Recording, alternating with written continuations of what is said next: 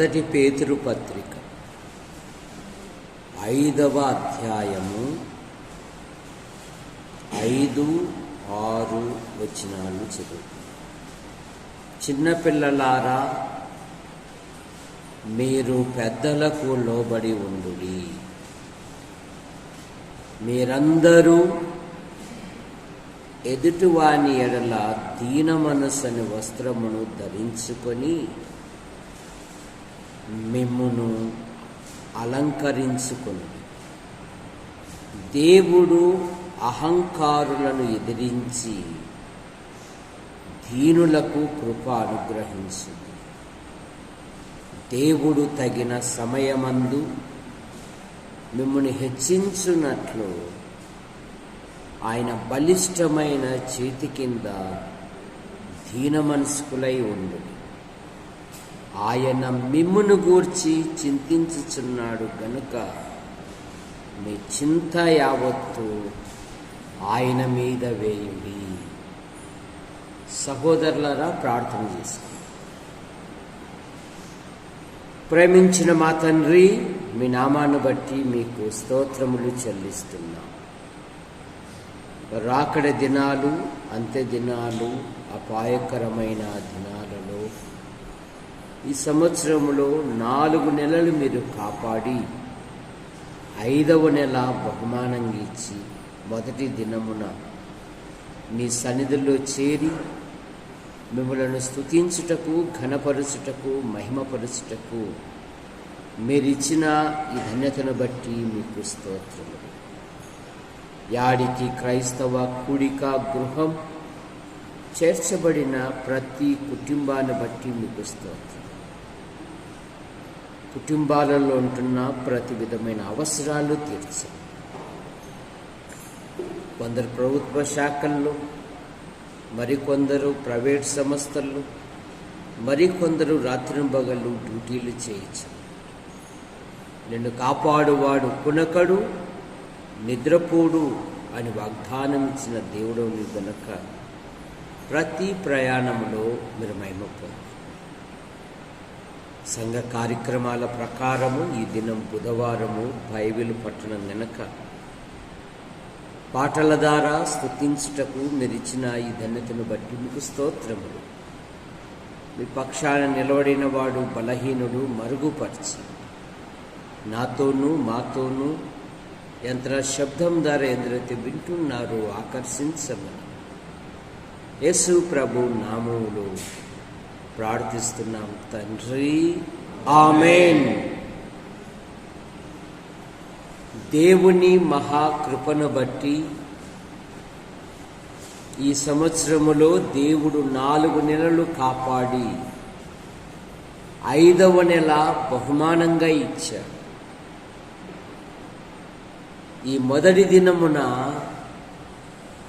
దేవుని సన్నిధిలో చేరి దేవుణ్ణి స్తుతించుటకు మనకిచ్చిన ధన్యతను బట్టి మనం ఎంతగానో ప్రభును స్తుతించాలి. లోకం వైపు చూస్తే మనకంటే గొప్పవారు, ఉన్నతమైన వారు ఈ లోకాన్ని విడిచిపోయారు.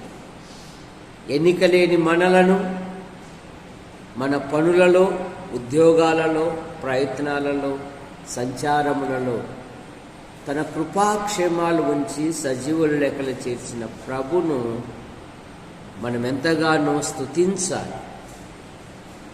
103వ కీర్తన 1వ వచనంలో, నా ప్రాణమా యెహోవాను సన్నుతించుము, నా అంతరంగమున సమస్తమా ఆయన పరిశుద్ధ నామమును సన్నుతించుము.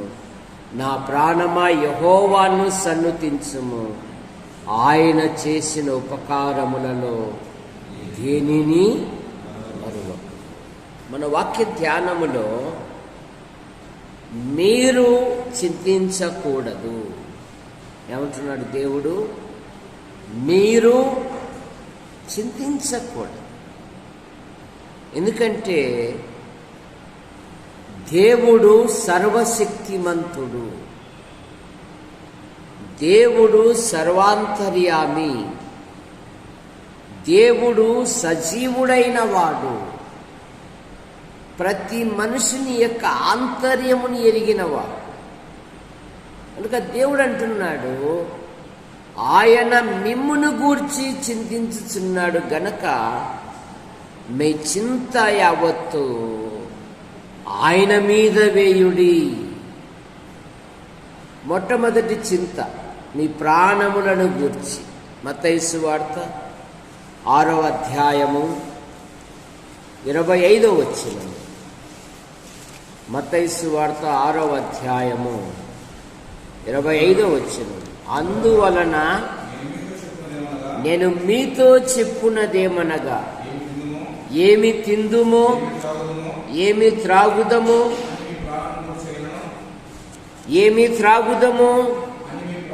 అని మీ ప్రాణము గూర్చైనను, ఏమి ధరించుకొందుమో అని మీ దేహము గూర్చి అయినను చింతింపకుడి. ఏమంటున్నాడు ఆయన? చింతింపకుడి. విశ్వాసి చింతించకూడదు. ఒకటి మీ ప్రాణమును గూర్చి. ఏమంటున్నాడు? ఆహారము కంటే ప్రాణమును, వస్త్రము కంటే దేహము గొప్పవి కావా. మీ ప్రాణము గురించి మీరు చింతించకుడి. ఎందుకంటే సకల ప్రాణులను ఆయన కాపాడు దేవుడు. నిన్ను కాపాడువాడు కునకడు, నిద్రపోడు. మత్తయి సువార్త 16వ అధ్యాయము 25వ వచనములో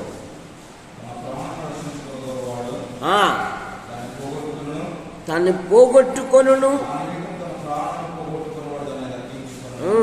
ఒకడు సర్వలోకమును,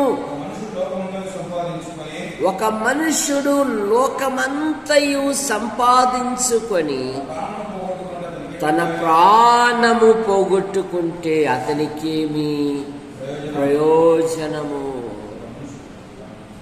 ఇక లూకా సువార్తలో శ్రేష్టమైన మాట ఉంది.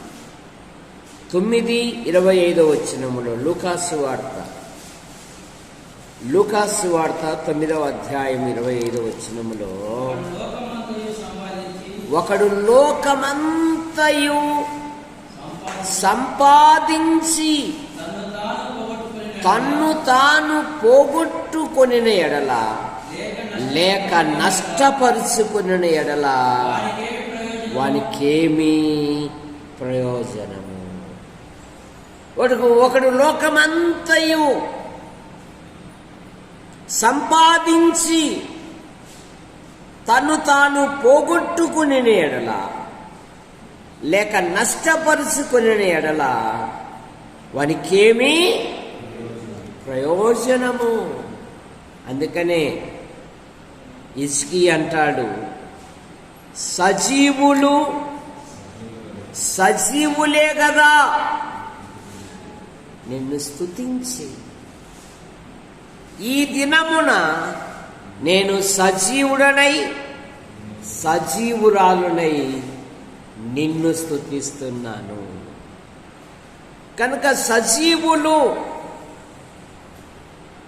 దేవుడు చేసిన మేళ్లను బట్టి ప్రభుని స్తుతిస్తారు. మృతులకు వారికేమీ తెలియదంట. మన్ను నిన్ను స్తుతించునా. యెషయా గ్రంథం 38వ అధ్యాయానికి వస్తాం మనం.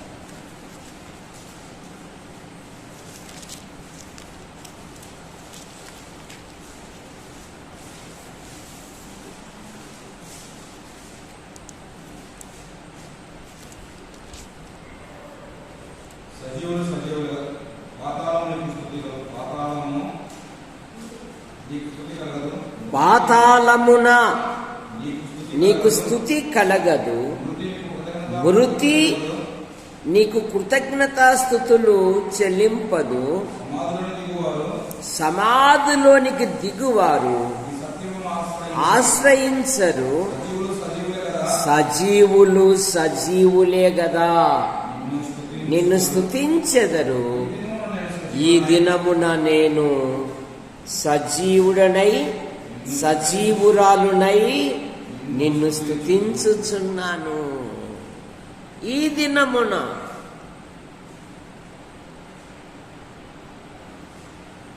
అందుకే పౌలు గారు అంటారు, నేను దేవుని వలన సహాయము పొంది నేటి వరకు నిలిచి ఉన్నాను. ఏమంటాడు? నేటి వరకు నేను నిలిచి ఉన్నాను అంటే నా గొప్పతనము కాదు, అది దేవుని సహాయమే. కనుక విశ్వాసి ఎప్పుడు ప్రభు మేళ్లను తలంచుకుంటాడు, తలపోసుకుంటాడు. తలంచుకొని ప్రభును స్తుతిస్తూనే ఉంటాడు, ప్రభును ఘనపరుస్తూనే ఉంటాడు, ప్రభును మహిమపరుస్తూనే ఉంటాడు. కనుక ఒకటి, మీ ప్రాణము గూర్చి చింతించవద్దు. ఎందుకంటే నిన్ను కాపాడువాడు కునకడు, నిద్రపో. 23వ కీర్తన 3వ వచనములో భక్తుడు ఒక శ్రేష్టమైన మాట అంటాడు, నా ప్రాణమును సేద తీర్చువాడవు. నా ప్రాణమును సేద తీర్చువాడు, ఆదరించువాడు, ఓదార్చువాడు. 94వ కీర్తన 19వ వచనములో నా అంతరంగమందు విచారములు హెచ్చగా నీ గొప్ప ఆదరణ నా ప్రాణమునకు నెమ్మది. నా జీవితములో ఎక్కడ చూసినా కూడా అనుకూలత లేవు, ప్రతికూలమే ఉంది దావీదు జీవితములో. సౌలు కత్తి పట్టాడు, దావీదు భూమి మీద ఉండకూడదు అని. అబిషాలోము కత్తి పట్టాడు, సింహాసనము ఎక్కాలి అని. శత్రువులు కత్తి పట్టారు, నా జీవితంలో, నా కుటుంబంలో ఎన్నో విచారములు. అని అయ్యా, నీ గొప్ప ఆదరణ నన్ను ఏమంట, నీ గొప్ప ఆదరణ నన్ను నా అంతరంగమందు విచారములు హెచ్చగా ఏముంది, నీ గొప్ప ఆదరణ నా ప్రాణమునకు నెమ్మది. పౌలు గారు ఇదే కదా 2వ కొరింథీ పత్రిక 1వ అధ్యాయము 8వ వచనములో, సహోదరులారా, ఆసియాలో తటస్థించిన శ్రమను గూర్చి మీకు తెలియకుండుట మాకిష్టము లేదు. అదేమనగా 2వ కొరింథీ పత్రిక 1వ అధ్యాయం 8వ వచనం, సహోదరులారా, మాకు తటస్థించిన శ్రమను గూర్చి మాకిష్టము లేదు. అదేమనగా మేము బ్రతుకుదమనే నమ్మకము, మేము బ్రతుకుదమనే నమ్మకము లేకుండునట్లుగా మా శక్తికి మించిన అత్యధిక భారము వలన మేము కృంగిపోతిమి. బ్రతుకుదము అని నమ్మకము మాకు లేకపోయింది.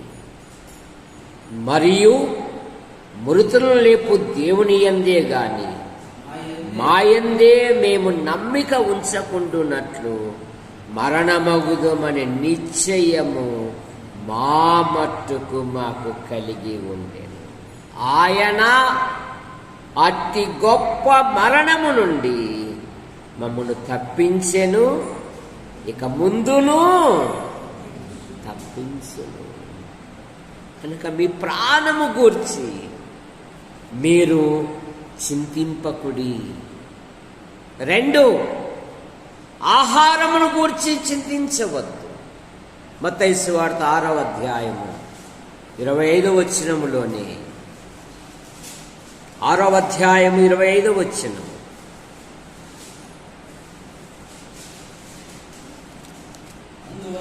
అందువలన ఏమనగా ఏమి తిందుము, ఏమి త్రాగుదము, మీ ప్రాణము గూర్చి అయినను ఏమి ధరించుకొందుము, మీ దేహమును గూర్చి చింతింపకుడి. ఆహారము కంటే ప్రాణమును, వస్త్రము కంటే దేహమును గొప్పవిగావా. ఆకాశ పక్షులను చూడుడి, అవి విత్తవు, కోయవు, కొట్లలో కూర్చుకొనవు, అయినను మీ పరలోకపు తండ్రి వాటిని పోషించుచున్నాడు. మీరు వాటి కంటే బహు శ్రేష్ఠులు కారా? మీలో ఎవడు చింతించుట వలన తన ఎత్తును మూరెడు ఎక్కువగా చేసుకొనగలడు? వస్త్రము గూర్చి మీరు చింతింపనేలా? అడవి పువ్వులు ఎలా ఎదుగుచున్నవో ఆలోచించుడి. అవి కష్టపడవు, వడకవు, అయినను సమస్త వైభవముతో కూడిన సొలొమోను సహితము వీటిల్లో ఒకదానైనను అలంకరింపబడలేదు. నేడుండి రేపు పొయ్యిలో వేయబడు అడవి గడ్డిని దేవుడు ఎలాగూన అలంకరించిన ఎడల అల్ప విశ్వాసులారా, మీకు మరి నిశ్చయముగా వస్త్రములను ధరింపజేయును గదా. కాబట్టి ఏమి తిందుమో, ఏమి త్రాగుదమో, ఏమి ధరించుకుందమో అని చింతింపకుడి. అన్యజనులు వీటన్నిటి విషయమై విచారింతురు గాని ఇవన్నీ మీకు కావాలని మీ పరలోకపు తండ్రికి తెలియను. ఏమి తిందుమో, ఏమి త్రాగుదమో లోకస్తులకు ఇవేగా. దేవుని పిల్లలకైతే గనక దేవుని నోట నుండి వచ్చు ప్రతి మాట వలన జీవించును. యోసేపు తన కుటుంబీకులను ఎలాగ పోషించాడంట? ఆదికాండం 47వ అధ్యాయం, ఆదికాండం 47వ అధ్యాయము 12వ వచనం, 47వ అధ్యాయము 12వ వచనం. యోసేపు తన తండ్రిని, తన సహోదరులను, తన తండ్రి కుటుంబపు వారందరినీ వారి వారి పిల్లల లెక్కల చొప్పున వారికి ఆహారమిచ్చి సంరక్షించెను. ఎంత గొప్ప దేవుడు అండి మన దేవుడు. కానీ దేవుని వదిలిపెట్టి మనము ఇహలోక భోగాల వైపు చూస్తూ ఉన్నాం. దేవుని వదిలిపెట్టేశాం. వాళ్ళు చూడు ప్రార్థన చేసుకోరు, వాళ్ళు చూడు దేవుని సన్నిధికి రారు, వాళ్ళు చూడు ఎంత చక్కగా ఉన్నారో, నేను వారానికి 2 రాత్రులు ప్రార్థన వస్తాను, వారానికి ప్రతి ఆదివారం ఆరాధనకు వస్తాను, కానీ నా పరిస్థితి ఏమిటి? ఇలాగే ఉంది. నీవు ప్రభు వైపు చూడడం లేదు, ప్రభు మీద భారం వేయడం లేదు, నీవే మోసుకుంటున్నావు. దేవునికి చోటు ఇవ్వడం లేదు.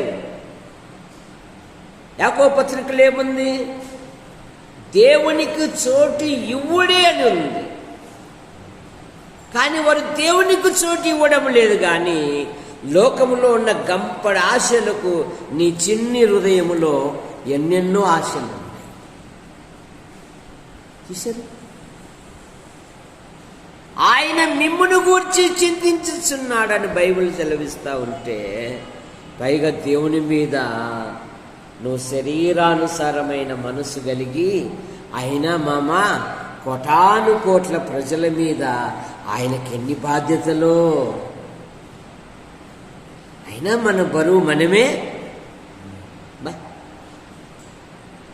ఆయన ప్రాణం కాపాడకపోతే నీ బరువు నువ్వు మోయగలవా?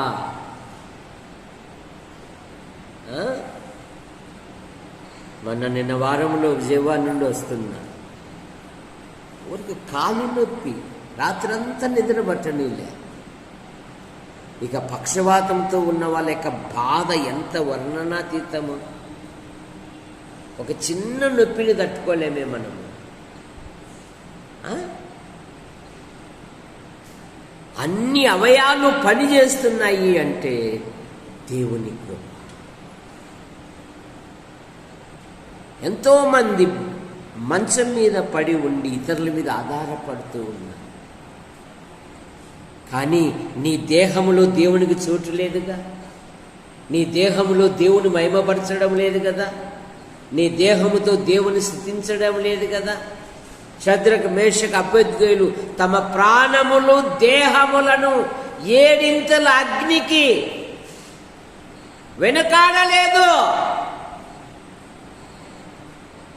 చిన్న పాట పాడేకి భయపడతారు, చిన్న ప్రార్థన చేసేకి భయపడతారు, చిన్న ప్రసంగం చెప్పడానికి కూడా వాయిదా చేస్తారు. సరే, మళ్ళీ అన్నీ తక్కువ కాకూడదు. తినే విషయంలో, అన్ని విషయాలలో. ఒక ఆమె కాలిబెట్టెలు మొదలుకొని తల వరకు ఏ డిజైన్ చీర వేస్తుందో అదే డిజైన్ సంబంధించిన అలంకారం లేని ఆమె బయటికి రాదంట. సరే, ఏమి తక్కువ కాకూడదు. ప్రభు దగ్గరకు వస్తేనే తక్కువ. జాగ్రత్త.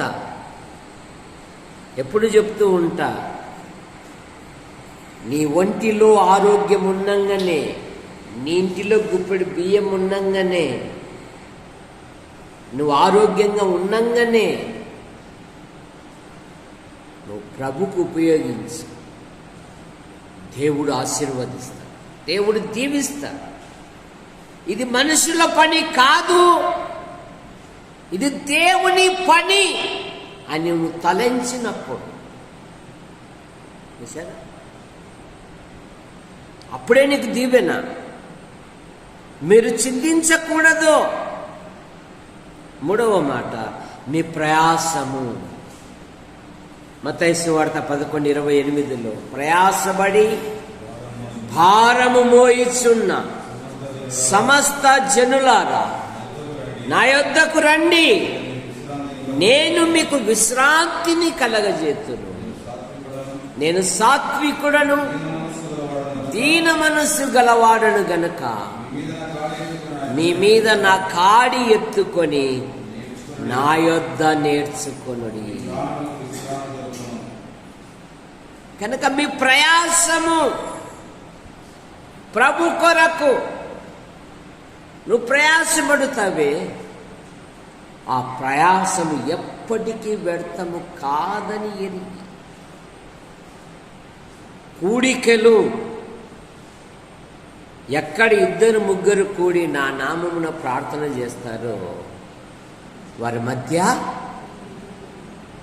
కనుక కూడికలు దేవునివి. దేవుని నామములో మనం కూడుకుంటూ ఉన్నాం.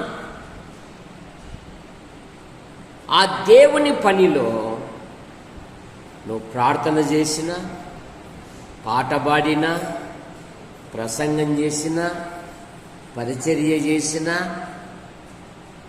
ఈరోజు కృపమ్మ వాళ్ళు పొద్దునంతా పొలంలో వరిగడ్డి పని చేసి మళ్ళా మందిరం వచ్చి శుభ్రం చేశారు. ఎందుకు? దుమ్ము ఉంటుంది.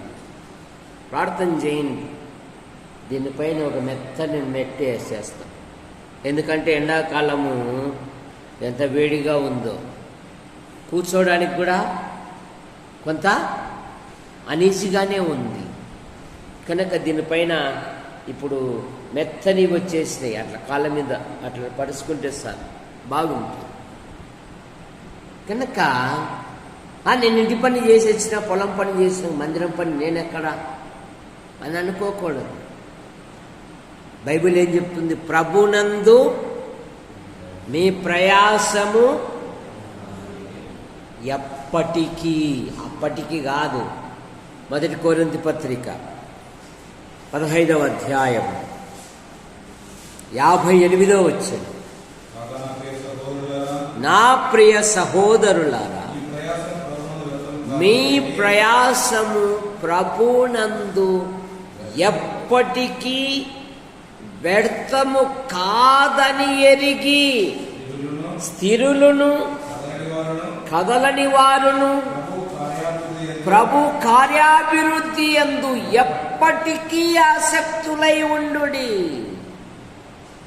మీ ప్రయాసము ఎప్పటికీ వ్యర్థము కాదు.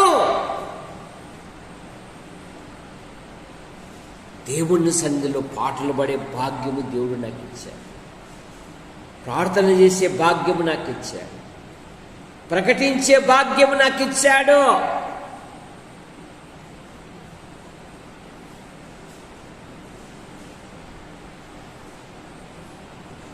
ఒక ఆయన పేరు ఇమ్మానుయేల్ రాజు.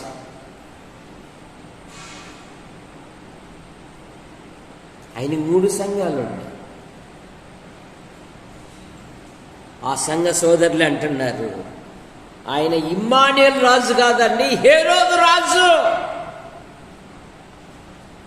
1 మ్యాన్ లీడింగ్, అంతా ఆయనదే 3 సంఘాలలో.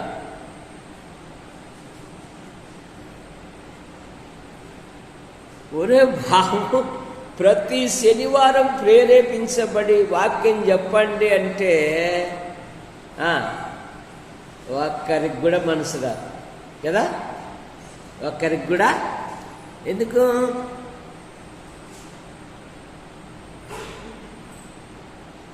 దేవుడిచ్చిన కృపావరము వాడడానికి నీ మనస్సుకు రావడం లేదు. తప్పులు పట్టుటకు ప్రయాసపడుతూ ఉన్నావు నువ్వు తప్ప ప్రభు కార్యాభివృద్ధి కొరకు ప్రయాసపడడానికి నీ మనసు ఒప్పడం లేదు. అది ప్రార్థనలాగే ఉండిపోతుంది. ప్రతి శనివారం 2 లేక 3 ఏం చేస్తాం? ప్రార్థన. చెప్పు రాజా, ప్రార్థనలో ఏం చేస్తారు? వాక్యం చెప్పడానికి సిద్ధపరచు అని ప్రార్థన చేస్తాం. చేస్తామా? చేయమా? కానీ ఒక్క ఆదివారం కూడా మనసు రాదా? అదేదో ఇప్పుడన్నా ఆ బుక్కులు తీసినావా లేదా? ఇప్పుడు ఎట్లా ఇల్లు రిపేర్ చేస్తా అన్ని సర్దినావు కదా, ఆ ప్రసంగం రాసిన బుక్కులన్నా తీసినావా లేదా? ఎత్తిపెట్టినావా లేదా? ఎన్ని సంవత్సరాలే రక్షించబడి ఒక్క 10 నిమిషాలు దేవుని గూర్చి ప్రకటించుటకు నోరు రాకపోతే ఏమనుకోవాలి మనం?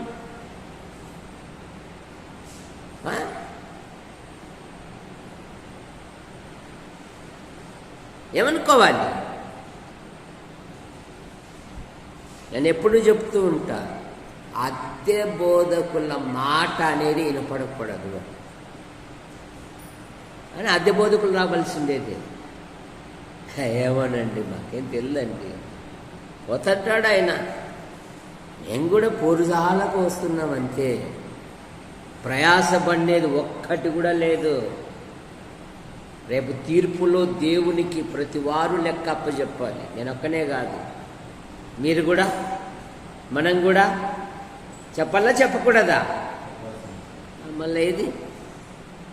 ప్రభు కార్యాభివృద్ధి ఎందు, సంఘ కార్యాభివృద్ధి కొరకు ఇది నీ ప్రయాసం. ఇది సరే, నీ ప్రయాసము ఎప్పటికీ వ్యర్థము కాదని ఎరిగి. 1 తెస్సలోనికయులు 1వ అధ్యాయము 2వ వచనం.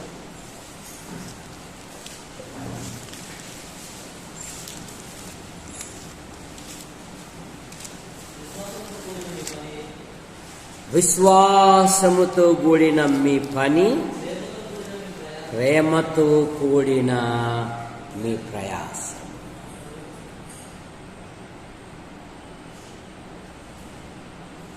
నిన్న 23, 24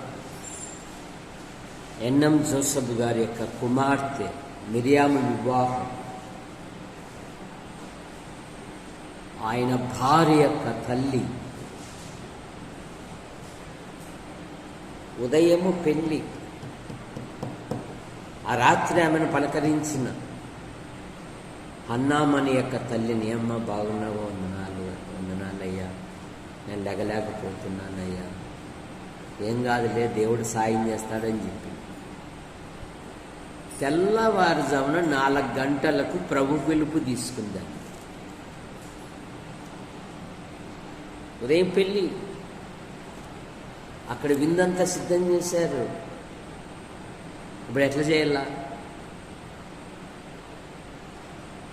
ఒక్కరికి ఒక చెవున వినబడకోకుండా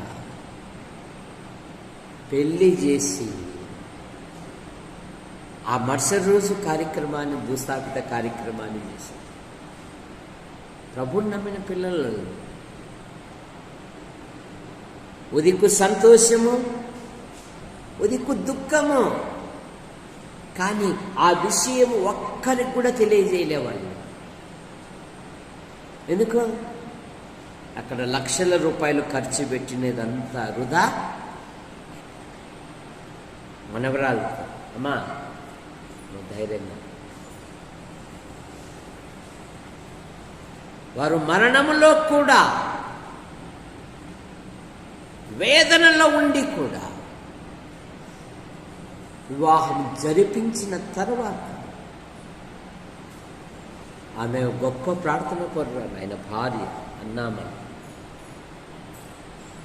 ఎట్టు తిరిగి రాత్రి 11 అయినా ఫ్యామిలీ ప్రేయర్ ఉండల్లా, తెల్లవారుజామునే 5:30కే ఫ్యామిలీ ప్రేయర్. అక్కడ పోతే సార్ అయ్యా రండి ప్రార్థన అని లేపుతా. ఏమండి జోసెఫ్ గారు, నేను బయలుదేరి వస్తానండి, మీ ప్రయాసం గొప్పది, వస్తానంటే అయ్యా మొన్ననే వచ్చిపోయారు, మీరు ఈ ప్రాంతానికి వచ్చినప్పుడు అప్పుడు వస్తుర్లేండి, అది జరిగిపోతుంది. అట్లా కాదండి, ఈ సమయంలోనే కదా రావాల్సిందేదని ఫోన్ చేసి, వద్దండి మళ్ళీ వస్తుందిలే. ఇక మనమైతే ఎప్పకు చూడు అని ఎన్నెన్నో సమస్యలు. నీ ప్రయాసము ప్రేమతో కూడినదై ఉండాలి. ఒక బాధగా, ఒక వెదగా, ఒక భారంగా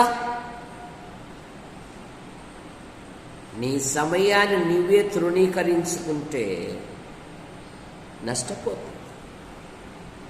ఆ యెరూషలేం పట్టణం గురించి ప్రభు ఏడుస్తూ ఏమంటున్నాడో, ఈ నీ సమయమందు, ఈ నీ దినమందు సమాధానమైన సంగతులను నీకు తెలియజేయాలని ఎన్నోసార్లు చేర్చుకోవాలని ఆశించాను, మీరు వల్లకపోతిరి, ఇక మీదట మీకు శ్రమ అన్నాడు. అంతే.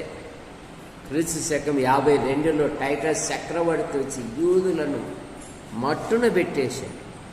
ఎందుకో? సజీవంగా ఉన్నంగానే సజీవుడైన క్రీస్తును వారు సిలువకు అప్పగించారు. దుర్మార్గుడు, రాజకీయవేత్త, నాయకుడైన బందిపోటును వారు మాకు బరబ్బ కావాలని కోరుకున్నారు. జాగ్రత్త, సమయము అమూల్యమైనది. ఉన్నది ఒకే జీవితం.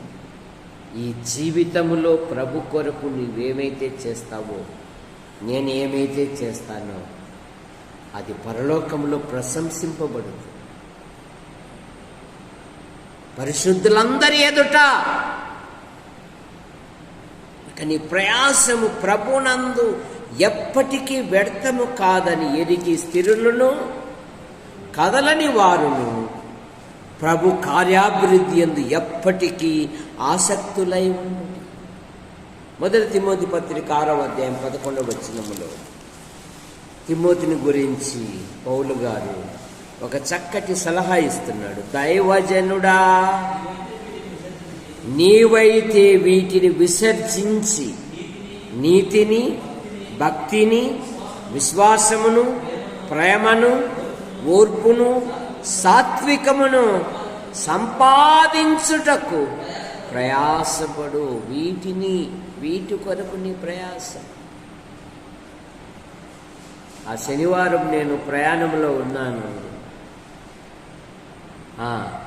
రాజయ్య రెండో కొడుకు ప్రార్థన చేసి పాటలు పాడాడు. దొరసామి ప్రార్థన చేశాడు.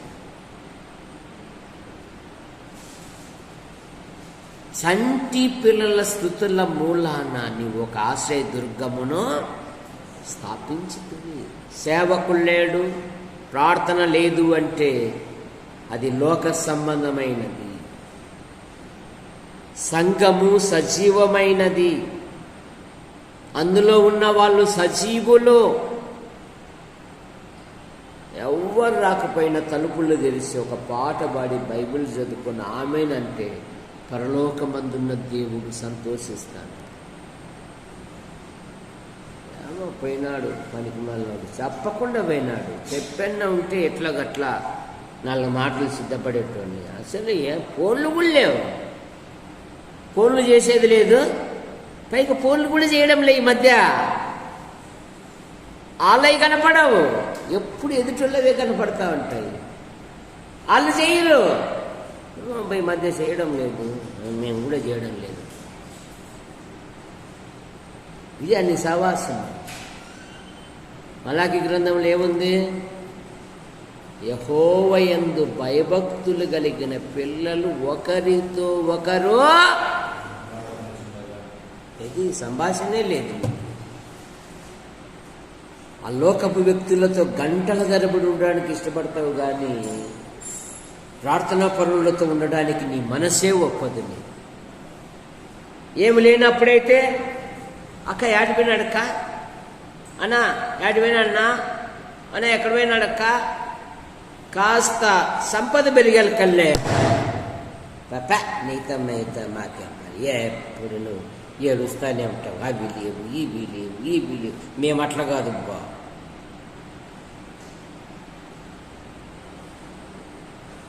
ఇది ఎప్పుడు ఏడుపుల జీవితమే కదా. కానీ మా జీవితం అలాంటిది కాదు.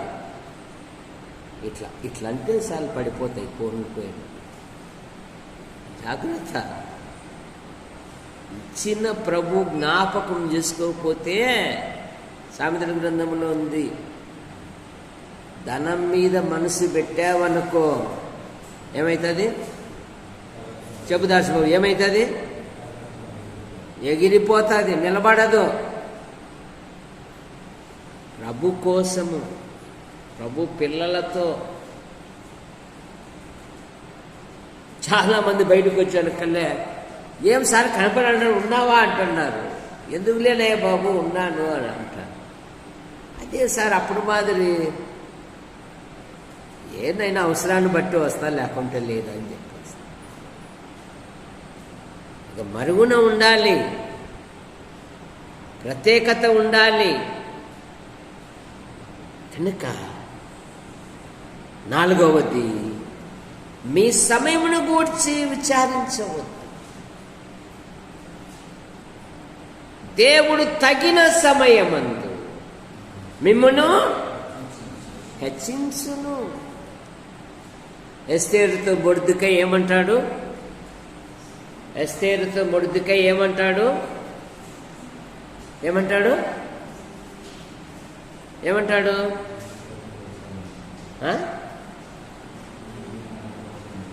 అది ఏదో రాకోకుండా ఉంది కదా, సగాది సగం. ఎస్తేరు గ్రంథం 3:14 చదవండి.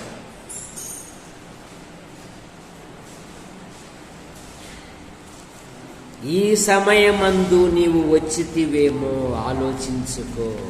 యూదులకు సహాయమో నేనే చెయ్యాలా అని అనుకుంటే అది నువ్వు నష్టపోతావమ్మా.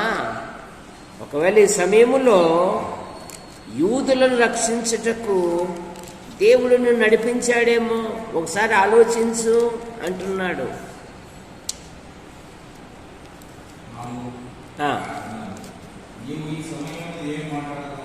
నీవు ఈ సమయమందు లేదా నీవు నీ సమయమందు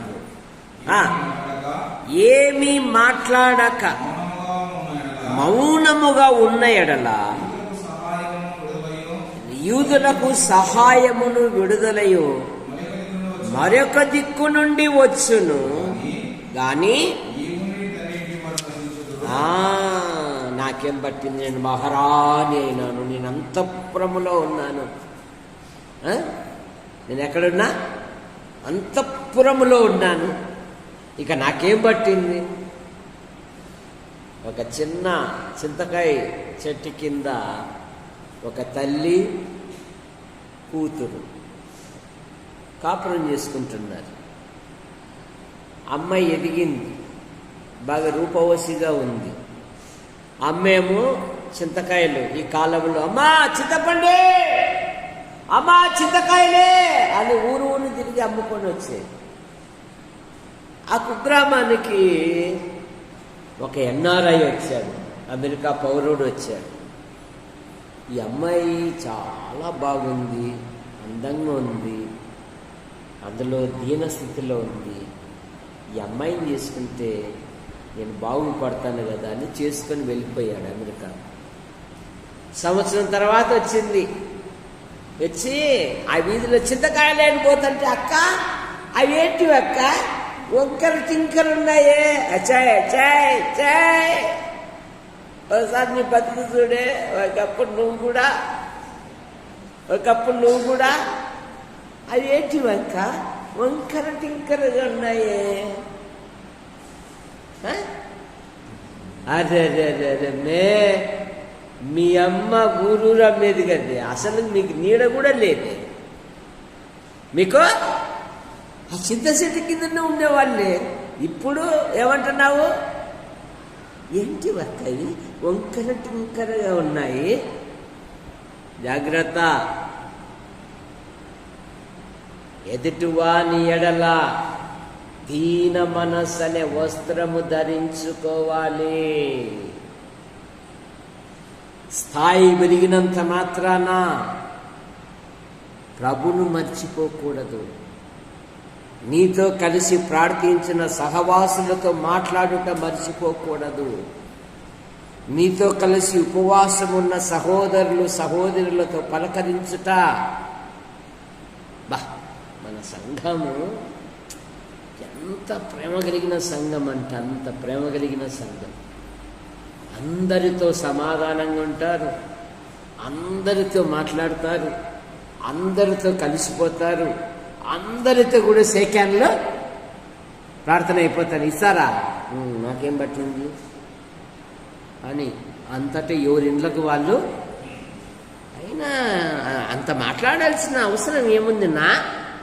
అబ్బో ఇదో కొత్తది, మాట్లాడాల్సిన ఏముంది? మళ్ళీ ఏం లేవే కానీ వందనాలు చెప్పుకోరు, మళ్ళీ ఏం లేవే కానీ సేకాన్లు ఇయ్యరు, మళ్ళీ ఏం లేవే ఏమి పంచుకోరు. ఇది ఎక్కడ ఐక్యత? నేను ఎక్కడ చూడలేదు. చాలా సంఘాలలో వాళ్ళు ప్రార్థన అయిపోతాను, ఏమక్క నిన్న వారం రాలేదు, ఏమన్నా నిన్న ఆదివారం రాలేదు అని పలకలించే వాళ్ళని చూస్తా నేను. ఆమె నాన్ని నేను సర్దుకొని వచ్చే లోపలే వెళ్ళిపోయింటారు. ఏది కిందికి దిగే లోపే అబ్బా అయిపోయింది ప్రార్థన అని చెప్పేసి. ఇలా అయితే చాలా నష్టం వస్తుంది. పంచుకోవాలి. యేసు ప్రభు కూడా లాజరు సమాధి చేయబడినప్పుడు ఏమన్నాడు? అతని మేలుకొలుప వెలుదమరండి. పంచుకోవాలి. సహవాసం. ఎవరన్నా రాలేదనుకో నీ తోటి వారు, అక్క ఏంక బుధవారం రాలేదు, ఓ మాట ప్రార్థన చేయి, ఓ మాట ఫోన్ చేయి. అవసరాలు తీరడానికైతే అబ్బో 1 నెల నుండే ప్రయత్నాలు చేస్తాం మనం. ఏది? రేపు పెళ్ళి అనంగానే ఇక 1 నెల నుండి అయ్యా, అక్క, అమ్మా, అన్నా అందరు బాగున్నారా? అది ఎక్కడ ప్రేమ? అది అసలు అది పుట్టుకొని వస్తుంది ఆ ప్రేమ. ఆ ప్రేమ ఎప్పటికీ పనికిరాదు. నీ ప్రేమ శాశ్వతంగా ఉండాలి. శ్రమలలో కానీ, బాధల్లో కానీ, ఇరుకుల్లో కానీ, ఇబ్బందుల్లో కానీ. నిన్న మా తమ్మునింటికి పోయిన బుధవారం, ఆదివారము ఇద్దరు రొట్టె విడుస్తానే పోయినారని రాజయ్య ఇంటికి పోయినాం. ఏం రాజా రొట్టె విడుస్తానే పోయినారన్నాను. పాస్టరమ్మ అడిగిందంటే, పాస్టరమ్మ నన్ను అడిగిందా అంటుంది బేబీ. ఇంకా నేనేం చెప్పాలమ్మా, అదే పనిగా పంపించిందమ్మా అని చెప్పేసిన. అంటే మమ్మల్ని అడగడానికి పంపించిందా?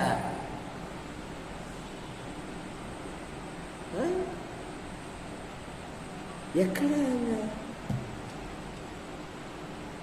ఏక మనస్సు, ఏక తాత్పర్యం, ఏక హృదయం. శ్వాసలో సన్నగిల్లిపోతావు. అలాగైతే చాలా తీవ్రమైన నష్టాలకు గురవుతావు. నీలో ఎవడు గొప్పవాడై ఉండగోరిన ఎడల వాడు అందరికీ ఏమై ఉండాలంట?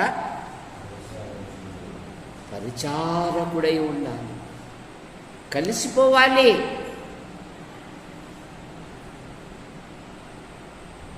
బయట ఎక్కడన్నా మేము సేవ పోయినప్పుడు ఇతరులు వస్తారు.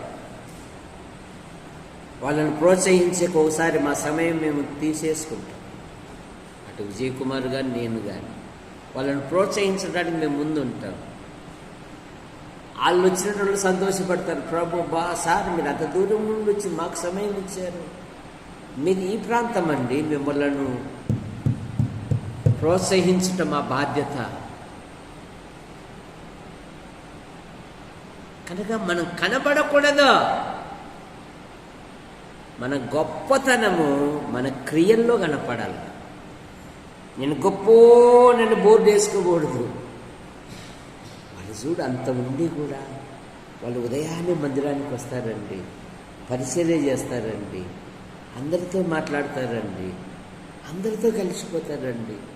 వాళ్ళు ఎక్కడే కానీ ఐఆమ్ జాబ్ పర్సన్ అనే పదం ఎక్కడ కనపడదండి. వాళ్ళు అందరితో కలిసిపోతారు. నువ్వు కలిసిపోతేనే క్రీస్తు యేసు కలిగిన ఈ మనస్సు మీరును యాడుందయ్యా? ఎక్కడుంది? సంఘము వృద్ధి పరచాలంటే, వృద్ధి పడాలి అంటే ఐక్యత లేని సహవాసం, ఐక్యతగా ఉంటూ నటిస్తున్న సహవాసం. ఎందుకు లాభం? ఏదో ఐక్యత ఉన్నట్టుగా, అది చాలా వేస్ట్. మరొక ప్రయాసం, నీ పనుల భారము, నీ పనులను గురించి చింతించవద్దు. సామెతల గ్రంథం 16:3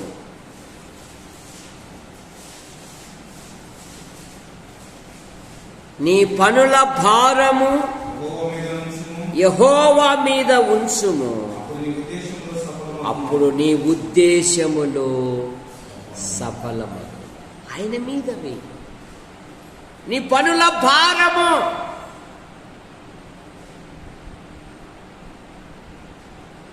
యెహోవా మీద ఉంచుము. యెహోవా యోసేపునకు తోడై ఉండెను, అతడు చేయనది యావత్తు యెహోవా సఫలము చేశాడు. 1 కీర్తన 3 యెహోవా ధర్మశాస్త్రమునందు ఆనందించుచు దివారాత్రం దాన్ని ధ్యానించువాడు ధన్యుడు. అతడు నీటి కాలమున ఎవర నాటబడిన వాడే, ఆకు వాడక తన కాలమందు ఫలమిచ్చు.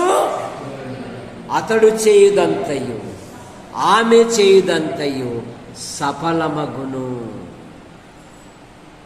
యెషయా గ్రంథం 26:12 నిజముగా నీవు మా పక్షంలో ఉండి మా పనులన్నిటినీ సఫలపరుచు. ఎలియాజరు ఆదికాండం 24వ అధ్యాయము 17వ వచనంలో బావి దగ్గర ప్రార్థన చేస్తున్నాడు. నేను వచ్చిన ఈ కార్యమును నాకు సఫలత దయచేయి.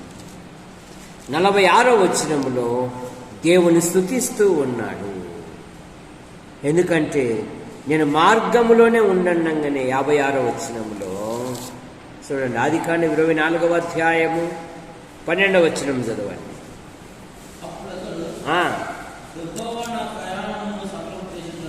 యెహోవా నా ప్రయాణమును సఫలము 12వ వచనం. నా యజమానుడు అబ్రహాము, దేవా యెహోవా దేవా, నేను వచ్చిన కార్యమును త్వరలో సఫలము చేసి.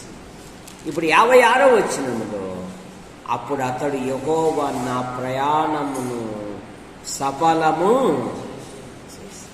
నీ ప్రయాణమును, నీ పనులను, నీ ప్రయత్నములను ఆయన సఫలము చేయి. 6వ మాట సామెతలు 22:8 నీ ప్రతి సమస్యలో నుండి విడిపించు దేవుడు. ఇశ్రాయేలుతో అంటున్నాడు కదా, నేను ఆకాశము నుండి దిగి వచ్చాను ఐగుప్తీయులకు చెర నుండి విడిపించుటకు, పాలు తేనెలు దేశం నడిపించుటకు నేను దిగి వచ్చిన దేవుడను అంటాడు. 55వ కీర్తన 22వ వచనములో ఆయన ఆదుకొనుటలో చింతించడు. ఆయన ఆదుకొనే దేవుడు కనుక మన దేవుడు. సహోదరులారా, రేపు రాత్రి సహోదరుడు దేవదాస్ విశాఖపట్నానికి బయలుదేరుతున్నాడు.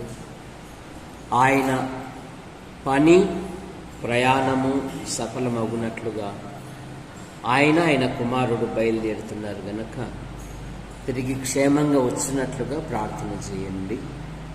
బిషప్ కొంత శారీరకంగా బలహీనుడుగా ఉండి కూడా ఆయన డ్యూటీలో ఉన్నాడు. క్షేమంగా వచ్చినట్లుగా ప్రార్థన చేయండి. మరి మన సంఘములో పెద్ద రైతు దొరై స్వామి ఈరోజు కొర్ర పంట కోశాడు. మంచి ధరకు అమ్మబడినట్లుగా ప్రార్థన చేయండి. మనం ప్రార్థన చేసుకుంటాం. ప్రేమించిన మా తండ్రి, మీ నామాను బట్టి మీకు స్తోత్రములు చెల్లిస్తాం. యాడికి క్రైస్తవ కూడిక గృహం చేర్చబడిన ప్రతి కుటుంబాన్ని బట్టి మీకు స్తోత్రం. ప్రభుత్వ శాఖల్లో కొందరు, ప్రైవేటు సంస్థల్లో కొందరు, మరికొందరు విభిన్న రీతులుగా ప్రయాసపడుతూ ప్రతి ప్రయాసమును మీరు దీవించండి. బత్తల దేవదాస్ ఆయన కుమారుడు విన్సెంట్ పాల్ రేపు రాత్రి విశాఖపట్నం బయలుదేరుతున్నారు.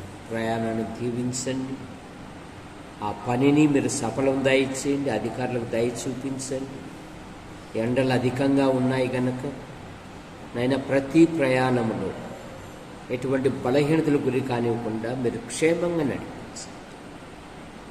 అలాగే రాజయ్య మరి కొంత ఇంటి మరమ్మత్తు పనులు జరిగిస్తూ ఉన్నాడు. ప్రతి అక్కర కూడా మెడతీర్చాడు. బిషప్ బలహీనుడుగా ఉన్నాడు, డ్యూటీలో ఉన్నాడు. ఎటువంటి బలహీనతలు గురి కానివ్వకుండా కాపాడు. సింధు అలాగే సతీష్ సార్ కుమార్తె నీటి కొరకు, ఇంజనీర్ పరీక్షల కొరకు సిద్ధపడుతూ ఉన్నారు. ప్రతి పరీక్షలలో మంచి ఫలితాలతో పాస్ అవునట్లుగా మీ కృపను దయచేయండి. ఈ 4 నెలలు మీ కృపాక్షేమాలు ఉంచి 5వ నెల బహుమానంగా ఇచ్చారు. మీకు స్తోత్రం. ఈ నూతన మాసములో మా పనులలో, ప్రయత్నములలో, కార్యములలో సంచరించు ప్రతి ప్రదేశాలలో మీ కృపాక్షేమాలుంచి కాపాడండి. నూతన స్థలాలు, ప్రదేశాలు, ప్రాంతాలలో మీ కుమారుని ప్రకటించినట్లుగా మీ కృప మా యాడికి మండల ప్రజల కొరకే మేము ప్రార్థిస్తాం. మా మండలంలో ఉంటున్న ఆసుపత్రి, MRO, MDO, panchayat, police station, మా మండల నాయకులను, అధికారులను మీరు దీవించి, మా తాడపత్రి నియోజకవర్గం నాయకులను, అధికారులను దీవించి, మా అనంతపురం జిల్లా కలెక్టర్ గారిని, కార్యాలయమును, నాయకులను, అధికారులను దీవించండి. మా తెలుగు రాష్ట్రాల గవర్నర్లను మీరు దీవించండి. ముఖ్యమంత్రులను మీరు దీవించండి. మా దేశ ప్రధాని గారి కొరకే మేము ప్రార్థిస్తున్నాం. చక్కగా పాలించినట్లుగా మీ కృపను దయచేయండి.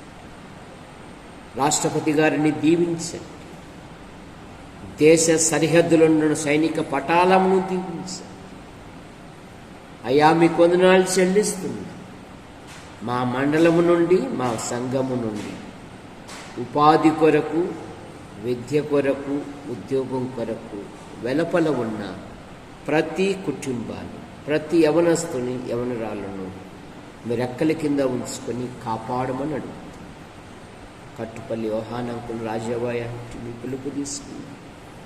మార్టిన్ గారు ఆయన భార్య పిల్లలు, మ్యాథ్యూ హెన్రీ గారు ఆయన భార్య పిల్లలు, అత్తమామలను కూడా దీవించారు. పాల్ గారు ఆయన భార్య పిల్లలు, ఆసుపత్రి స్టాఫ్ను మీరు దీవించండి. జాన్ నెల్సన్ గారు ఆయన భార్య పిల్లలను దీవించండి. శ్రీరామూర్తి గారు కుమార్తెలు, కుమారుని దీవించండి. 12వ తేదీ రేపల్లిలో తల్లి జ్ఞాపకార్థ కూడిక చక్కగా జరుగుటకు మీ కృపను దయచేయండి. కనకమామె భర్త వారి సంతానమును, బుచ్చమామె భర్త వారి సంతానం దీవించండి. ఎన్ఎం జోసెఫ్ గారి అత్తమ్మ మీ పిలుపు తీసుకుని కుటుంబానికి ఆదరణ దయచేయండి. మిరియాము వివాహ విషయంలో మీరు మహిమ పొందారు, మీరు యవన దంపతులను దీవించి మీరు మహిమ పొందారు. క్రైస్తవ సత్యగ్రంథశాల ప్రింటింగ్ ప్రెస్ను మీరు దీవించండి. గుంటూరు, కర్నూలు, నంద్యాల, యాడికి, కొండూరు, కోనసీరు సంఘాలను దీవించండి. సంఘాలు దినదినము క్షేమాభివృద్ధి నొంది ముందుకు సాగుటకు మీకు కొనతాయి. సంఘంలోని పిల్లలు ఉన్నతమైన చదువులు చదివారు, ఉద్యోగ విషయాలలో, వివాహ విషయాలలో మీకు కొనతాయి చేయండి. జెస్సీ వివాహం నిశ్చయమైంది. రాబోయే దినాలలో చక్కగా జరుగుటకు అన్ని మార్గాలు సరళం దయచేయండి. డాక్టర్ ప్రవీణ్ సార్ వివాహం నిశ్చయమైంది. ఈ నెల చివరిలో జరుగుతూ ఉండగా చక్కగా జరుగుటకు మీ కృపను దయచేయండి. నైనా మీకు వందనాలు చెల్లిస్తున్నా. సంఘము దినదినము క్షేమాభివృద్ధి నొందుటకు మీ కృపను దయచేయండి. సండే స్కూల్ పిల్లలను దీవించండి. ఎన్నుకుంటున్న ప్రతి బలహీనత మీరు ముట్టి స్వస్థపరచండి. అయ్యా మీకు వందనాలు చెల్లిస్తాం. యూట్యూబ్ ద్వారా వీక్షిస్తున్న ప్రతి ఒక్కరిని దీవించండి. మా కొరకు ప్రార్థిస్తూ, మా అవసరాలు తీరుస్తూ మేము ప్రేమిస్తున్న ప్రతి ఒక్కరిని దీవించండి. యేసు ప్రభు నామములో ప్రార్థిస్తూ బయలుదేరుతున్నాం తండ్రి. ఆమేన్. ఆమేన్. అందరికీ వందనాలు.